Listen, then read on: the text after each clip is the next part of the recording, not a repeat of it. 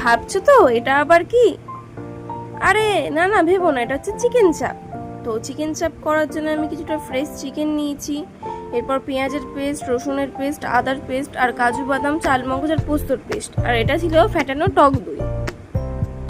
তো এবার আমি ওই ফ্রেশ চিকেনটা একটা বাটির মধ্যে নিয়ে নিয়েছি, আর পেঁয়াজের পেস্টটা পুরোটাই দিয়ে দিলাম, দেখতেই পাচ্ছ। তারপরে হচ্ছে আমি দেব টক দই, মানে ফ্যাটানো টক দইটাই দিয়ে দিলাম। তারপরে রসুনের পেস্ট, আদার পেস্ট, আর 1 চামচ জিরের গুঁড়ো, 1 চামচ লঙ্কার গুঁড়ো, 1 চামচ কাশ্মীরি লঙ্কার গুঁড়ো।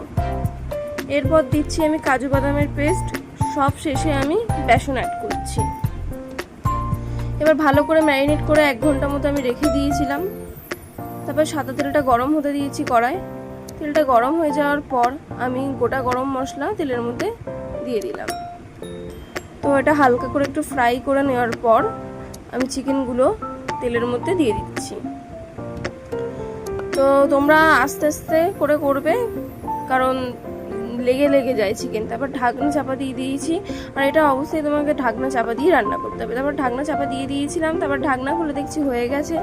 ঘি অ্যাড করে দিলাম, আর 1 চামচ গোলাপ জল, আর একটুখানি সামান্য আদা। দেখো এবার চিকেন চাপ রেডি। Tata, bye bye.